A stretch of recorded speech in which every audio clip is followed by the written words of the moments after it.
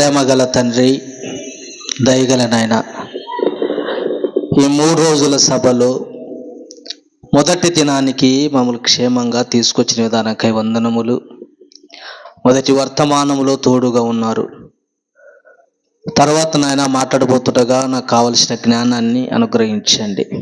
పిల్లలకు అర్థవంతంగా వివరించడానికి సమృద్ధమైన జ్ఞాన వాక్కులు అనుగ్రహించమని మీ కుమారుడు మా రక్షకుడైన యేసుక్రీస్తు నామములో ప్రార్థన అడుగుచున్నాము తండ్రి, ఆమేన్.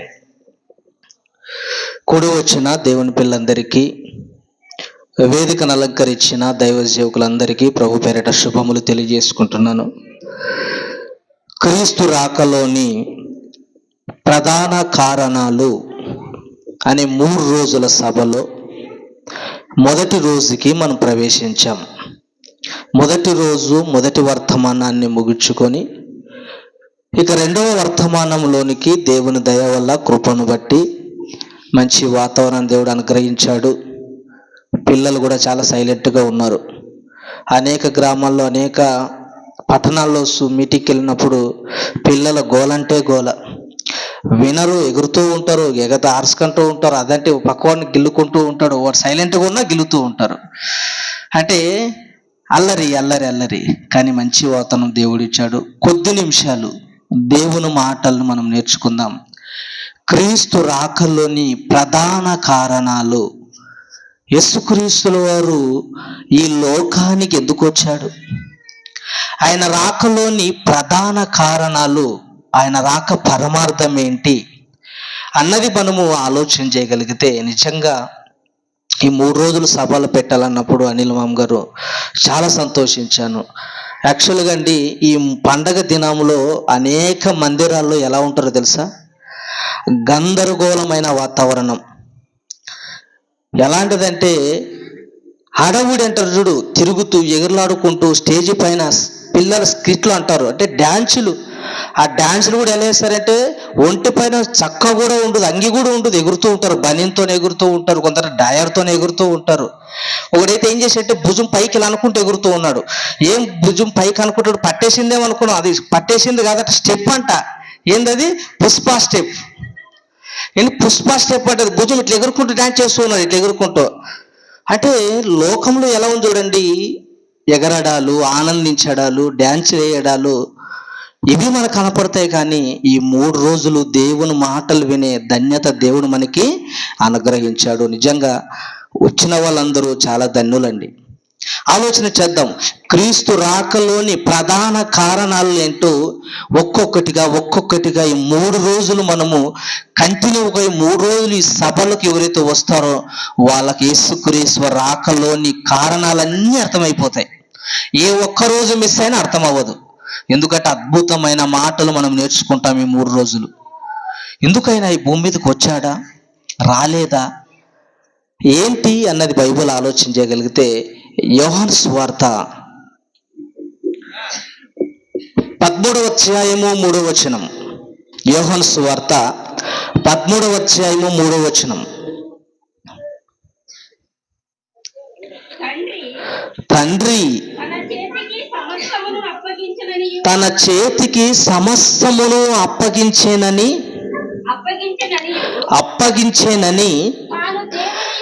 తాను దేవుని యొద్ద నుండి బయలుదేరి వచ్చేనని, దేవుని యొద్దకు వెళ్ళవలసి ఉన్నదని యేసు ఎరిగి, అంటే యేసుక్రీస్తు వారు తండ్రి యొద్ద నుండి భూమి మీదకి వచ్చాడు.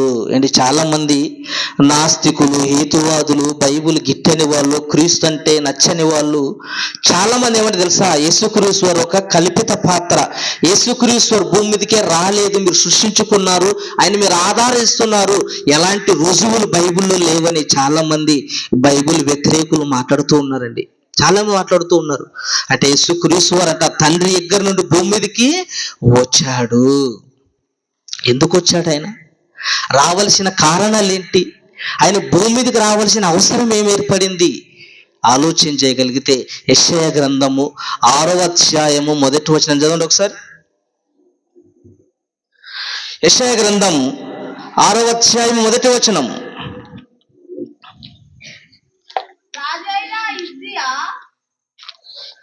యెషయా గ్రంథం 6వ అధ్యాయము 1వ వచనం.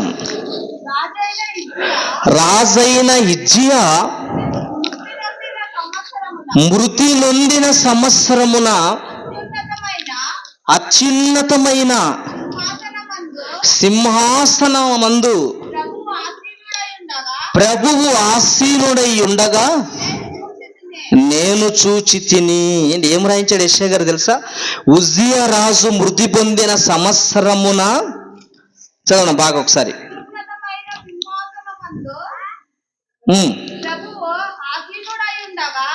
ప్రభువు ఆసీనుడై ఉండగా నేను చూచి తిని. ఏంటి? రాజైన ఉజ్జియా మృతి పొందిన సంవత్సరమున అత్యున్నతమైన సింహాసనమునందు ప్రభువు ఆసీనుడై ఉండగా. ఏంటి? ఒక రాజు చనిపోయాడంట. ఉజ్జియా అనే ఒక రాజు మరణించిన తర్వాత దేవుడు అత్యున్నత సింహాసనం మీద కూర్చొని ఒక ఎమర్జెన్సీ మీటింగ్ పెట్టుకున్నాడు. అత్యున్నతమైన సమావేశాన్ని ఏర్పాటు చేసుకున్నాడు. ఎందుకు అత్యున్నతమైన సమావేశాన్ని ఏర్పాటు చేసుకున్నావంటే, ఒక ఉజ్జియా రాజు భూమి మీద చనిపోయాడు. ఎందుకు చనిపోయాడు ఆయన చనిపోవడం ఏంటి? దేవుడు పరలోకములో సింహాసనం మీద కూర్చొని అనేకుల మధ్య ఒక సభను ఏర్పాటు చేయడం ఏంటి ఈ విషయం మనం ఆలోచన చేయగలిగితే, అప్పటి వరకు దేవుని కుమారుడుగా ఒక రాజుగా ఉజ్జియా గారు ప్రజల్ని చక్కగా పరిపాలిస్తూ ఉన్నాడు. దేవునికి సంతోషం కలిగి జీవిస్తున్నాడు.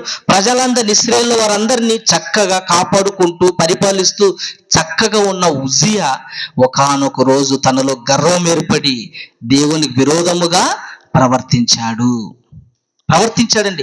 దేవుడు మంచి స్థానంలో పెట్టాడు ఉజ్జియాని. ఆ మంచి స్థానంలో ఉన్నవాడు ఎలా మారిపోయాడు తెలుసా?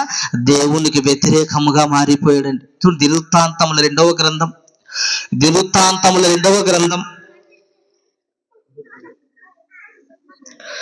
26వ అధ్యాయము 3వ వచనం. దినవృత్తాంతముల 2వ గ్రంథం 26వ అధ్యాయము 3వ వచనం. ఉజ్జియా ఏలాను ఆరంభించినప్పుడు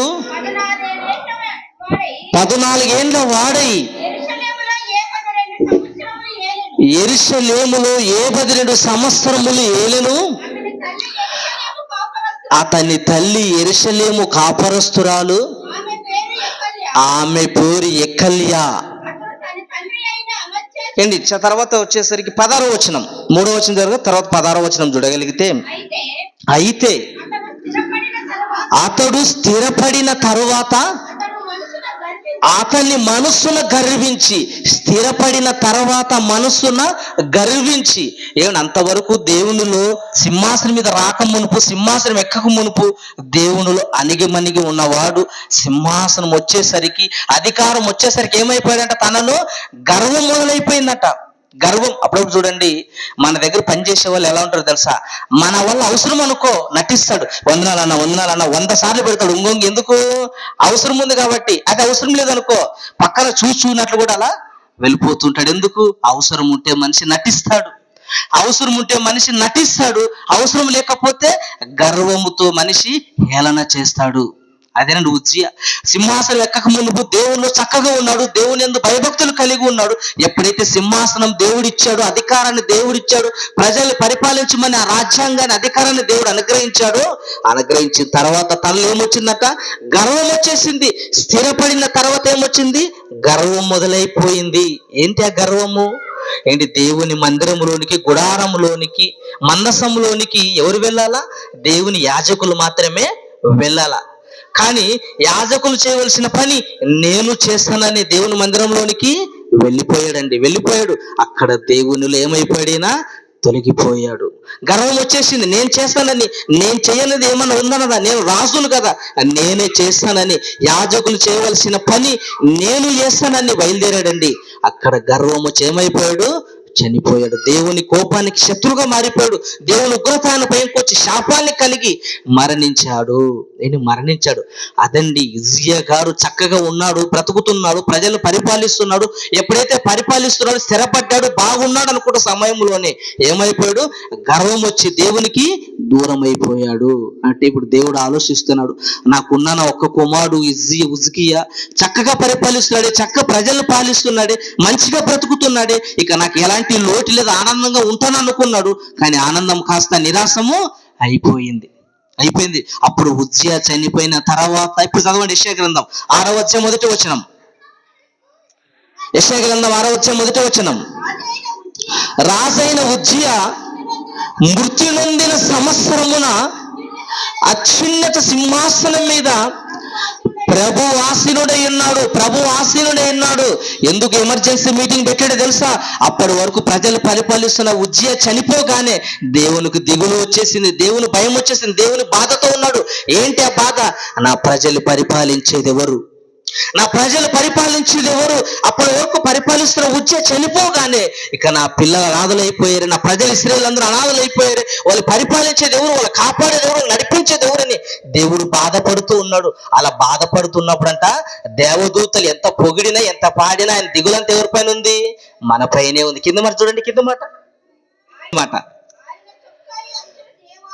ఆయన చొక్కాలు అంచులు దేవాలయమును నిండుకొనెను,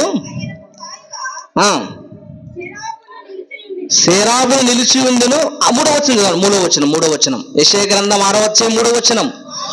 వారనగా ఎవరు? దేవదూతలు, సైన్యములకు అధిపతియగు యెహోవా పరిశుద్ధుడని సర్వలోకమును ఆయన మహిమతో నిండి ఉన్నదని గొప్ప స్వరముతో గాన ప్రతిగానములు చేయుచుండిరి.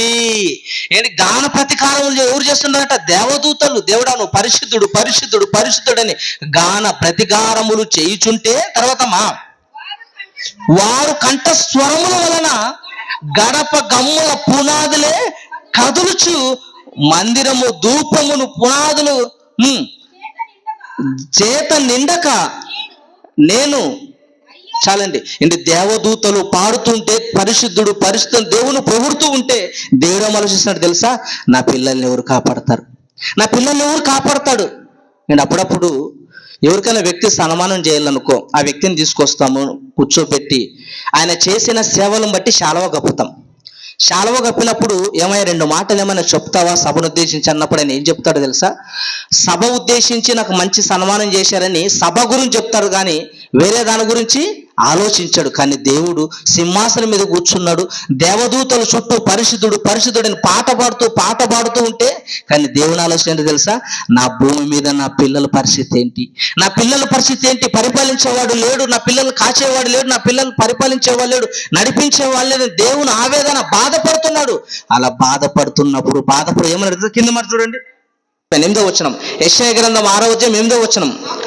అప్పుడు నేను ఎవరిని పంపెదను, మా నిమిత్తం ఎవడు పోవునని ప్రభు సెలవీయగా వింటిని. అప్పుడు నేను ఎవరిని పంపెదను ఎక్కడికి పంపాలా? భూమి మీదికి. దేవుడు అంటున్నాడు, ఎవరిని పంపాలా నేను భూమి మీదికి? నా నిమిత్తం ఎవరు వెళ్తారు? ఎవరిని పంపేదనని దేవుడు సెలవిస్తే ఎవరు వెళ్ళేవారు లేరండి భూమి మీద. దేవుని ఇష్టాన్ని నెరవేర్చే ఎవరు లేరంటే భూమి మీద. అందరు ఎవరి ఇష్టాలు నెరవేర్చుకుంటున్నారు? వారి ఇష్టాలను నెరవేర్చుకుంటున్నారు, వారి కోరికలు నెరవేర్చుకోవడంలో నిమగ్నమైపోయారు. కానీ దేవుని ఇష్టాన్ని నెరవేర్చేవారు భూమి మీద ఎవరు లేరు. అందుకే దేవుడు అంటాడు, మా నిమిత్తం ఎవరిని పంపేదనో. చదవడం మాట 8వ వచనం. నా నిమిత్తము ఎవడు పోవునని ప్రభు సెలవీయగా వింటిని, అంతట నేను చిత్తగించుము, నేనున్నాను, నన్ను పంపుమనగా. ఎవరన్నాడు? చిత్తగించుము, నేనున్నాను. యేసుక్రీస్తు అన్నాడు ఆ మాట. తండ్రి ఏమంటాడు తెలుసా? భూమి మీద ఎవరు వెళ్తారు? నా నిమిత్తం ఎవరు వెళ్తారు? నా పిల్లలు ఎవరు పరిపాలిస్తారు? నా పిల్లలు ఎవరు కాపాడతారని దేవుడు బాధపడుతుంటే, తండ్రి బాధను చూడలేక యేసుక్రీస్తు పరలోకంలో ఏమన్నాడు తెలుసా? నేను వెళుతానయ్యా, నీ బాధను చూడలేకపోతున్నాను. నీ పిల్లల్ని దగ్గర రావాలని ఆశపడతావు కదా, నీ పిల్లల్ని దగ్గర రావాలని ఇష్టపడుతున్నావు కదా, నేను వెళుతానయ్యా నీ పిల్లల్ని కాపాడడానికి, నీ పిల్లలు రక్షించాలని నేను వెళుతాను. నాయన నువ్వు వెళుతావా? వెళితే తిరుగు రాలేవు నాయన. అది సామాన్యమైన జీవితం కాదు, సామాన్యమైన లోకం కాదు, అది భూలోకం. అక్కడ పరిస్థితులు బాగుండవు, అక్కడ మనుషులు చెడగా ప్రవర్తిస్తున్నారు, క్రూరమైన మనుషులుగా ప్రవర్తిస్తారు. అక్కడ నువ్వు బతకలేవు నాయన. బతుకుతాను తండ్రి, నీ ఇష్టాన్ని నెరవేర్చడానికి అవసరమైతే నా ప్రాణాలనైనా నేను ఇస్తాను. ఇస్తానండి. అప్పటి వరకు దేవుడు ఆశ కలిగి ఉన్నాడు. నా పిల్లలు ఎవరు కాపాడతారు అన్నప్పుడు యేసుక్రీస్తు వారు, నేను వెళుతాను నాయన, నీ పిల్లలు రక్షించడానికి నేను వెళుతానంటే, భూమి మీద దేవుని ఇష్టం నెరవేర్చే వాళ్ళు ఎవరు లేరంటే ఎవరు లేరు అంటే యాకోబు పత్రిక 4వ అధ్యాయము, యాకోబు పత్రిక 4వ అధ్యాయము 13వ వచనం. యాకోబు పత్రిక 4వ అధ్యాయం 13వ వచనం.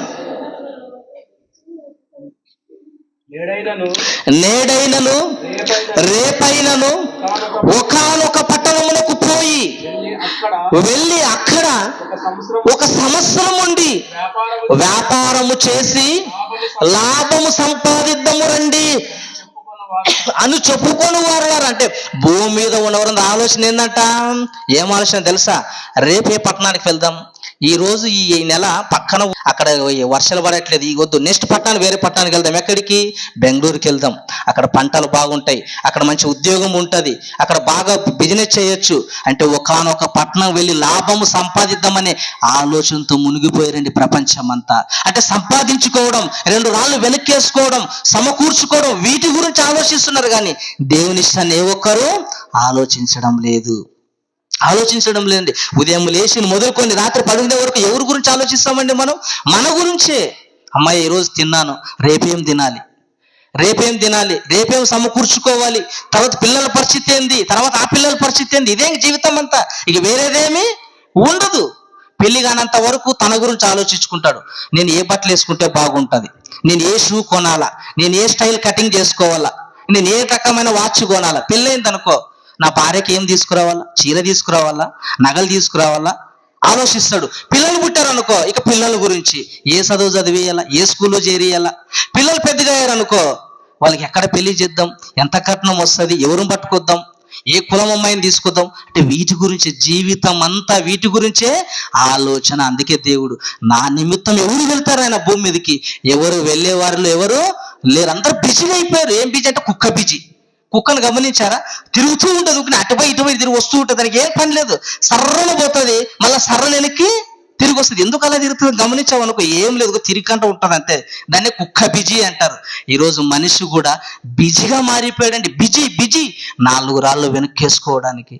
మరణిస్తే 4 రాళ్ళు కాదు కదా, నీ అంటే ఏమీ రాదండి. అందుకే ఈరోజు మనుషులందరూ సొంత పనులు, సొంత కార్యక్రమంలో మునిగిపోయారు. దేవుని ఇష్టం నెరవేర్చేవారు భూమి మీద లేరు. అందుకే యేసుక్రీస్తు వారు, నేను వెళుతాను నాయన, నేను వెళ్తాను, నీ బాధను చూడలేక ఉన్నాను, నీ బాధ తీర్చాలంటే నేను ఖచ్చితంగా భూమి మీదకి వెళ్ళాలి. లైట్స్ ఆఫ్ చేయి, పాట చూసుకుందాం. లైట్స్ ఆన్ చేయండి.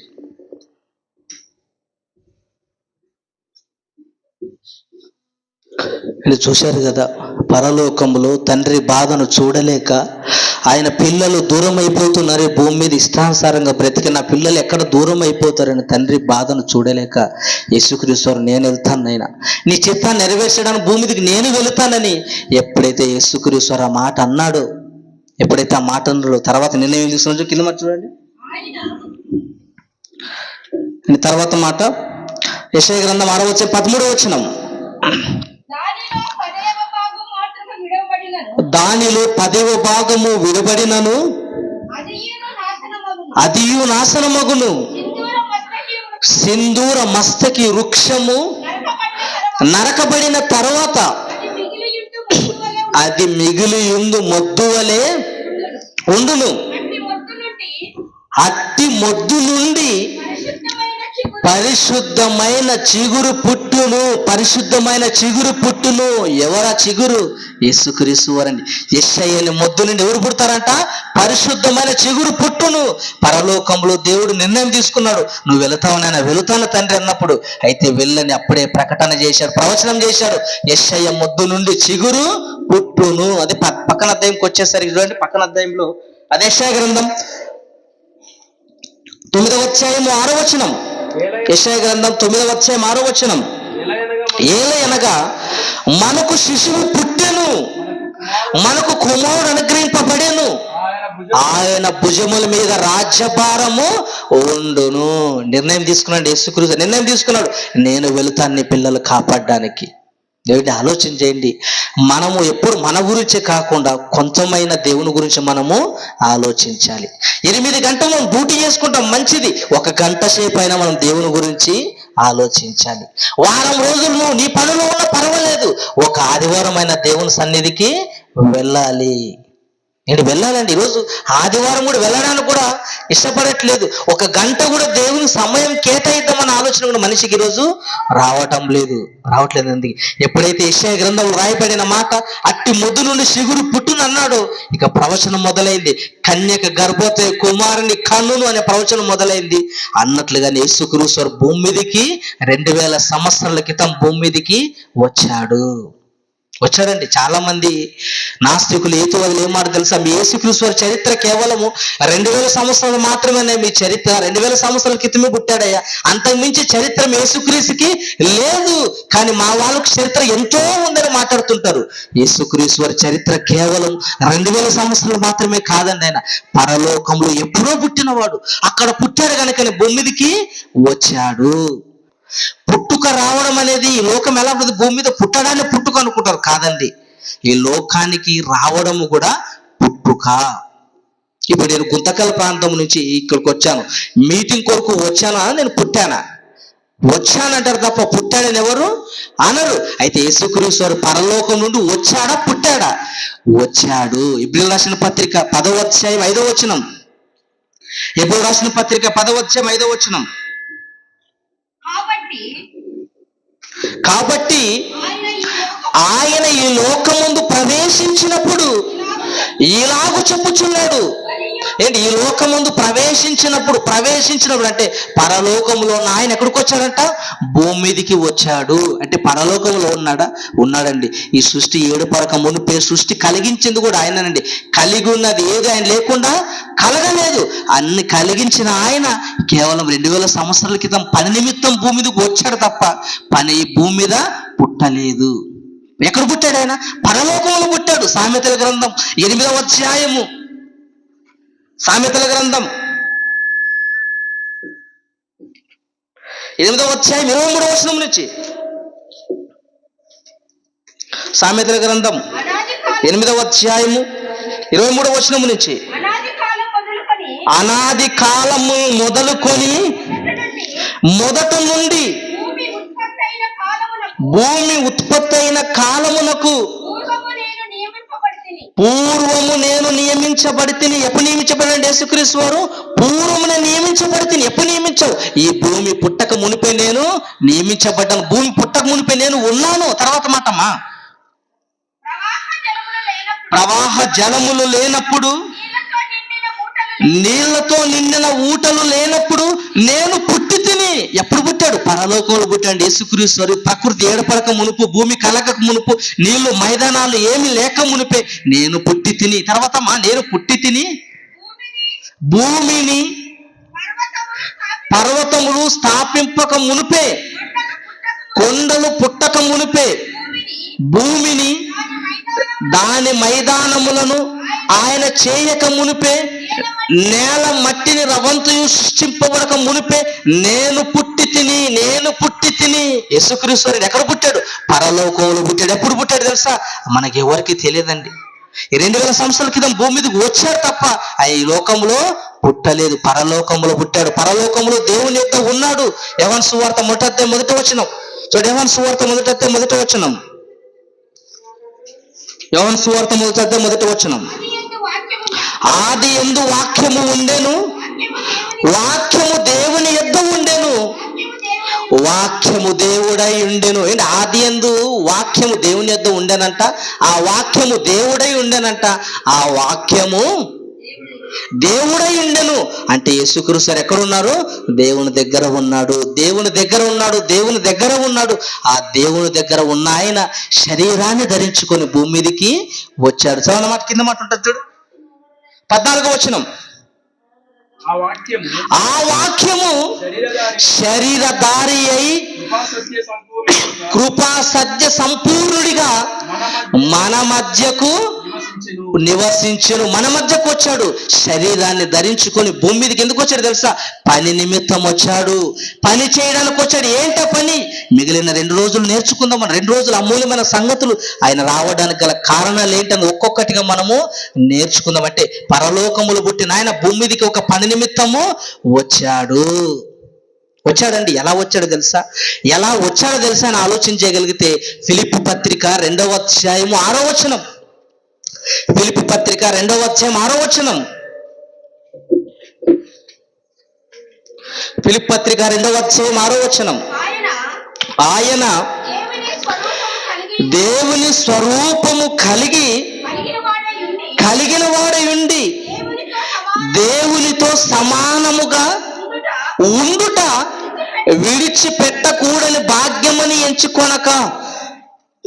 అంటే పరలోకములు యేసుక్రీస్తు ఎలా ఉన్నాడట? దేవునితో సమానంగా ఉన్నాడట. ఏంటి, కలెక్టర్ ఆఫీసులో కలెక్టర్లే ఉంటారు. మనం పోయి కూర్చున్నాం అనుకో, కలెక్టర్ సీట్లో ఉంచుతారా? మనల్ని ఉంచరు. కలెక్టర్ ఆఫీసులో కలెక్టర్లే ఉంటారు, ఎంఆర్ఓ ఆఫీసులో ఎంఆర్ఓలే ఉంటారు. వాళ్ళ స్థానంలో వాళ్ళే కూర్చుంటారు. మనం పోయి కూర్చున్నాం అనుకో, గెట్ అవుట్ అని బయట పారేస్తారు. అంటే యేసుక్రీస్తు దేవుడు ఎలా ఉన్నాడు? తండ్రి దగ్గర సింహాసనం మీద కూర్చున్నాడు. దేవుని దగ్గర ఆయన ఎలా ఉందని స్థితి? సమానంగా ఉంది. తండ్రికి దక్క కొడుకుగా ఉన్నతమైన స్థితిలో ఆయన పరలోకంలో ఉన్నాడు. మంచి స్థితిలో ఉన్న ఆయన ఏం చేసి కింద ఉన్నాం? అలాగే మనుషుల పోలికగా పుట్టి. ఏంటి, ఎలా పుట్టాడంట? మనుషులు పోలికగా పుట్టి దాసుని స్వరూపము ధరించుకొని తన్ను తానే రిక్తునిగా చేసుకున్నాడు. మనుషుని పోలికగా పరలోకములో దేవుని దగ్గర దేవుడుగా ఉన్న ఆయన మనుషుల పోలికగా పుట్టాడండి. ఏంటి, ఎవరైనా తగ్గించుకున్నాడా? ఏ వ్యక్తి అయినా కింది స్థాయి నుంచి పై స్థాయికి పోవాలనుకుంటాడు. అంటే పోవాలనుకుంటాడు లేదా? కింది స్థాయి నుంచి పై స్థాయి పోవాలనుకున్నాడు. కానీ యేసుక్రీస్తు వారు పైన సింహాసనం మీద దేవుని దగ్గర ఉన్న అత్యున్నతమైన సింహాసనం మీద ఉన్న ఆయన భూమి మీదకి వచ్చాడు. ఎలా వచ్చాడు తెలుసా? మనిషిని పోలికగా తగ్గించుకున్నాడు అండి. ఆయన మనిషిని పోలికగా దక్కించుకున్నాడు. ఆ మనిషిని పోలికలో కాస్త ఎలా ఉన్నాడు? దాసుని స్వరూపము ధరించుకున్నాడు. దాసుని స్వరూపం అండి. నిజంగా ప్రియమైన దేవుని పిల్లరా, ఎంత రెక్కిలిగా ఎంత తగ్గించుకున్నాడంటే ఎంతో తగ్గించుకున్నాడండి. అప్పుడప్పుడు మనం ఉంటాము, ఒక వ్యక్తిని కోపంలో పోర పందినాయలు అన్నావు అనుకో, ఏమంటారు? నన్ని పంది అంటావా నువ్వు? నన్ని పంది అంటావా? ఏంటి, పంది అన్నా కూడా ఒప్పుకోరండి. పోర కుక్క అన్నా కూడా ఒప్పుకోరు. ఎందుకు? కుక్క మనకంటే హీనమని, తక్కువ స్థాయి అని. కానీ యేసుక్రీస్తు వారు పరలోకంలో దేవుని దగ్గర ఉన్నతమైన స్థానంలో ఉన్న ఆయన మనుషుని పోలికగా పుట్టాడు. మనుషులు ఎలా పుట్టాడట? దాసుని స్వరూపము ధరించి. దాసుడు అంటే అర్థం ఏం తెలుసా? పనివాడు. మనకు అర్థమయ్యే భాషలో చెప్పాలంటే గాషగాడు. ఎవరు? గాషగాడు అంటే ఒక యజమానుడికి పని చేసేవాడు. దాసుడు పని చేసేవాడు. నేను ఎంతగా తగ్గించండి, యేసుక్రీస్తు ఎంత తగ్గించుకున్నాడు. పరలోకంలో ఉన్నతమైన స్థితిలో ఉన్న ఆయన తన్ను తాను తగ్గించుకొని మనుషుల పోలికగా పుట్టి దాసుల స్వరూపము కలిగి ఎలా వచ్చాడు తెలుసా? భూమి మీదకి ఆయన కనీసం కనడానికి కూడా స్థలం లేదండి. భూమి మీద కనీసం కనడానికి కూడా స్థలం లేదు. మరియమ్మ గారు గర్భంతో ఉన్నప్పుడు, నెలలు నిండినప్పుడు వెళుతూ ఉంటే సముద్రం అంతా మునిగిపోయారు. జనాభా లెక్కల్లో మునిగిపోయారు. ఏమయ్యా, గర్భము ధరించండి, నేను డెలివర్ అవుతాను, స్థలం ఏమైనా ఇస్తామంటే మా దగ్గర స్థలం లేదు, పొమ్మన్నారంట. అలా వెళుతూ అన్నిళ్ళు వెళ్ళిన తలుపు తట్టిన ఎవరు కూడా దగ్గర తీయలేదండి. ఎవరు తీయలేదు. కానీ మహాతల్లి ఎక్కడో డెలివరీ అయిపోయింది. డెలివరీ అయిపోయే బిడ్డను పశువుల పాకలో పరుండబెట్టింది. ఎక్కడ పరుండబెట్టింది? పశువుల పాకలో పరుండబెట్టింది. ఏంటి, యేసుక్రీస్తు పరలోకంలో దేవుని దగ్గర ఉన్న గొప్పవాడు. ఆయన ఎంతగా తగ్గించుకున్నాడు తెలుసా? పశువుల పాకలో పరుండబెట్టే స్థాయికి వచ్చాడండి. ఆయన ఉన్నతమైన సింహాసనం కూర్చున్న ఆయన ఏమీ లేని స్థితిలోనికి భూమి మీద పశువుల పాక ఎలా ఉంటుంది తెలుసా? ఏంటి, రొచ్చు, వాసన, కంపు, ఏంటి అన్నీ ఉంటాయి అక్కడ. ఆ పశువుల పాకలో మహానుభావుని మరియమ్మ పండుపెట్టిందండి. పండుపెట్టిన స్థలం లేదా? ఎక్కడా స్థలం లేదు. లూకాసు వార్త 2వ అధ్యాయం 6వ వచనం. ఇందాక మొదటి వర్తమానంలో మనం చదువుకున్నాం. లూకాసు వార్త 2వ అధ్యాయం 6వ వచనం. వారు అక్కడ ఉన్నప్పుడు ఆమె ప్రసవ దినములు నిండెను గనుక తన తొలిచూరి కుమారుణ్ణి కని పొత్తి గుడ్డలతో చుట్టి సత్రముల వారికి స్థలము లేనందున, సత్రముల వారికి స్థలము లేనందున. స్థలము లేదా? లేదండి. ప్రకృతి కలగజేసిన ఆయన, విశ్వాన్ని కలగజేసిన ఆయన, దేవుని దగ్గర సింహాసనం దగ్గర కూర్చున్న ఆయన, అత్యున్నతమైన సింహాసనంలో ఉన్న ఆయన, అంత గొప్పవాడు. భూమి మీద రావడానికి స్థలమే లేదంట. స్థలమే లేదండి. ఎవరు దగ్గర తీయలేదు, ఎవరు ఇంటిలోకి రప్పించుకోలేదు. కానీ మరియం ఎక్కడో కనేసింది. కనేసి బిడ్డను పశువుల పాకలో పండుకోబెట్టింది. ఏందండి తగ్గించుకోవడం? ఏంటైనా స్థితి, ఏంటైనా పరిస్థితి ఆలోచించగలిగితే మన కోసరము అత్యున్నత మన సింహాసనంలో గొప్పవాడిగా ఉన్న ఆయన మన కోసం తగ్గించుకున్నాడు. మనలాంటి స్వరూపాన్ని ధరించుకున్నాడు, మనలాంటి శరీరం ధరించుకున్నాడు, మనలా దాసునిగా పుట్టాడు. ఏంటి ఉన్నతమైన డబ్బున్న వారింట్లో పుట్టలేదు ఆయన, రాజు కుటుంబీకుల్లో పుట్టలేదు ఆయన, ఏంటి యజమానుల ఇంట్లో పుట్టలేదు ఆయన.